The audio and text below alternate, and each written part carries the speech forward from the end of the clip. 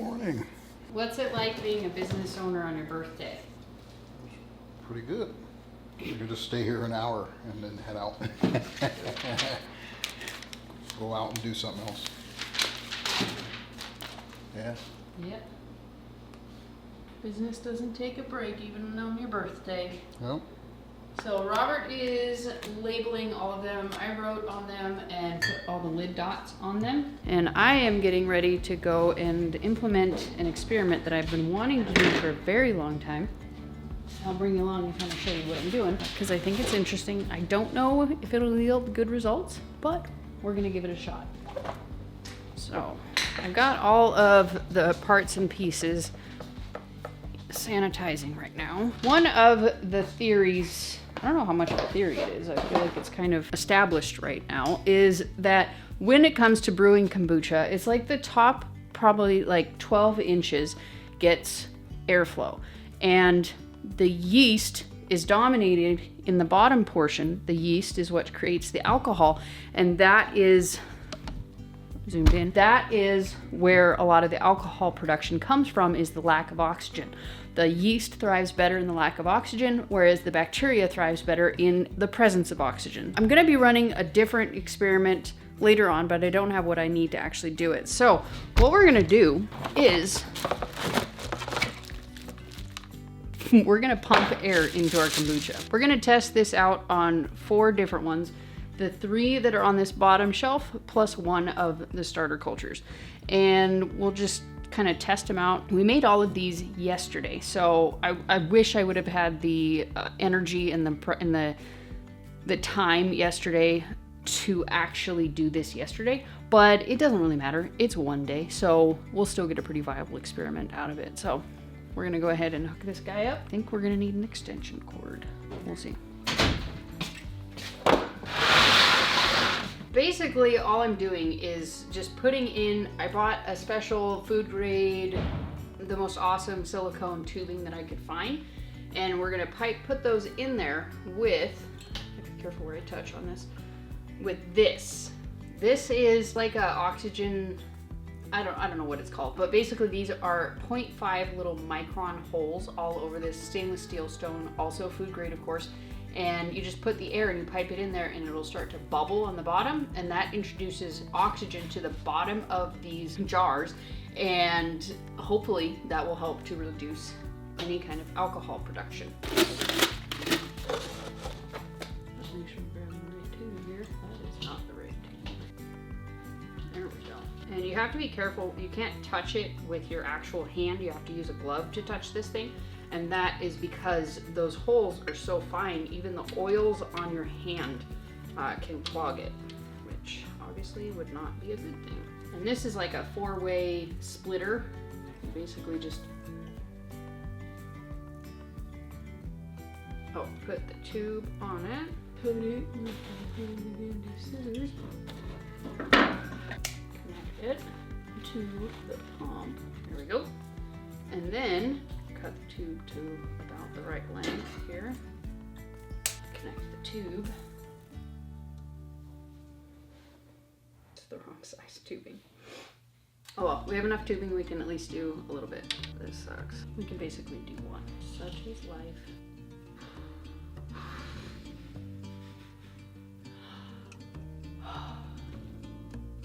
Y'all. These don't fit this FNL. Seriously, people. Okay, need to go rinse this one out, and we're gonna try this experiment later once I get all of the right tubes and parts. I had a feeling that wouldn't fit. Dang it. Well, I guess I could probably do it without the diffuser. I can at least do an experiment. How long are these tubes? Do I have to do 2? I do. I'm gonna do it without the diffuser on 2 of them. I don't want to lose this opportunity for this experiment viability and such. The only problem with this thing is I don't think it's going to float very well. Or I think it's going to float. Yep, they just floated right to the top. Okay.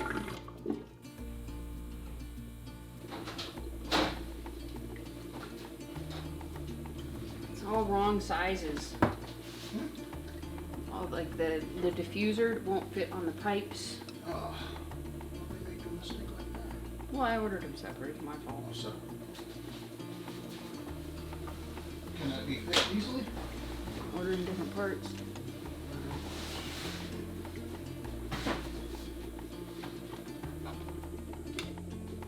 Looks like you got some bubble action going on there. What's going on? Is it working? That? Nope. There's no weight to hold the tips down at the bottom because I can't fit the diffuser on it. So, I think I'm just wasting my time on this one today. I'm gonna risk contaminating it. I gotta order those today though because I want to do this experiment on this batch. Huh? Yeah. Did you say why? No, I didn't say why. Oh. I said yeah. Oh. You gotta order the right parts this time, huh? Yeah. You gotta take the. I thought I did. I went on the Amazon recommendation Oh gosh. for which one to get, and the diffusers can be used with the CO2. So unfortunately, that was a big old bust. But I can still order the parts that I need, and hopefully get them here in a couple of days. There's no point in leaving the hose in there and risking anything happening because the hoses are just floating up to the top because there's nothing weighing them down, which I had a feeling that would happen anyways. So I'm not too surprised by it. We're gonna wrap up what we're doing here and then go and do something for Robert's birthday. No idea what, but we'll figure it out. We are back in the kitchen. It is no longer Robert's birthday. So we are gonna rock and roll and finish up labeling the rest of the kombucha and then pop that suckers in the fridge. Those suckers in the fridge. We're just kind of gathering things together. Robert's bringing in the kombuchas that need to be labeled. I'm getting ready to write on all of the labels and then he will continue to apply them. And then while he's doing that, I'm going to be working on a project in the other room that has come to my attention needs to be done. So I'll share that with you when we get to it.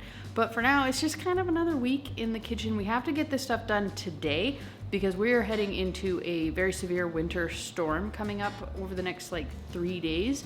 And so we won't really be able to safely drive. If we don't have to drive, we choose not to because we don't have to and we don't want to incur that extra risk of having to drive in the snow. We both have 4-wheel drive. He's perfectly capable of driving in the snow. I am not. I am from Washington State, Northwest Washington State, where it rarely ever snowed and I never learned how to do it. So I just choose not to be one of those idiots on the road making stupid decisions. So I refuse to drive in the snow unless it's like a dire emergency, like we got to get to the hospital or something like that. I might hack it, but odds are we're gonna need the hospital on the way to the hospital if I drive in the snow. So I don't. He's bringing these things in. I'm gonna go ahead and start banging out writing on all these labels and then we'll just bring you along for the next thing.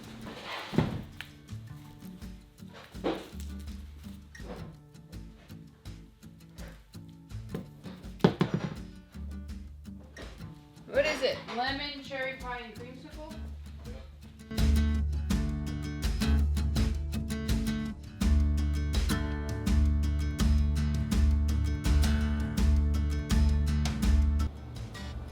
Pretty even. Mm-hmm. Look at that. Perfection. Look at that. That's a nice, beautiful label. Look at that. So nice.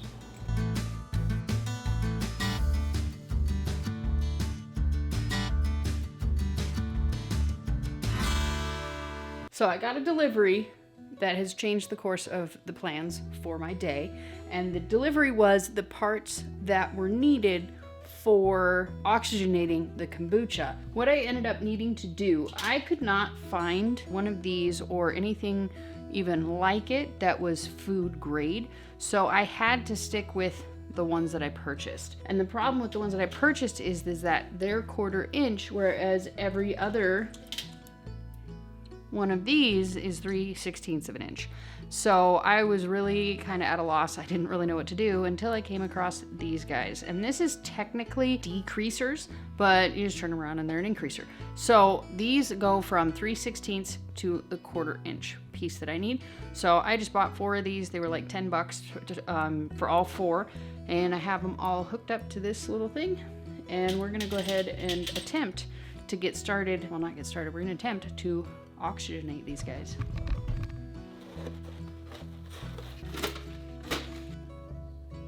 And I know a lot of people are can question, I thought you weren't supposed to use metal during fermentation. That is partially correct. However, The exception is high-grade stainless steel, which is what we're using here. The reason you're not supposed to use metal is because it is lower quality metals are reactive, meaning that the acids that are in these fermentations can degrade the metal and leach the toxins into it. So that is not true with high-grade stainless steel. Whoops.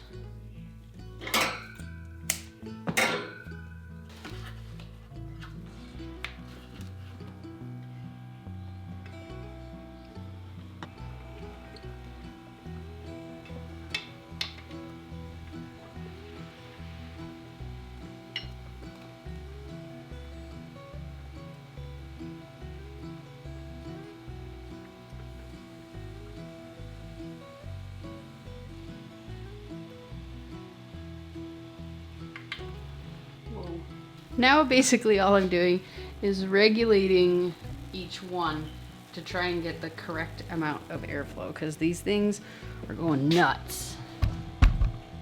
And it's really hard to get it honed in. Look at that one. Oh, I'm regulating the wrong one. That is this one.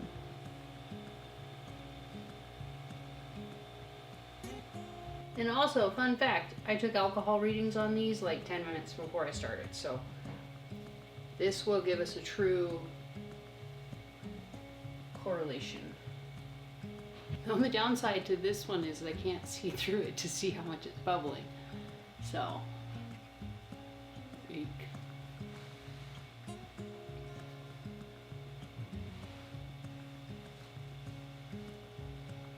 So I'm gonna go ahead and let these things kind of find their mellow and come back in about 5-10 minutes, check on the foam and see how that is, because the foam long term could be an issue if I don't get it regulated just right. I'm not saying that I need to completely eliminate the foam. I'm just saying I need to make sure that it is in check so that the foam won't come up and meet the cover. Because right now it's fine. There's no bugs anywhere. Everything is dead. The flies are gone. It's not a problem today.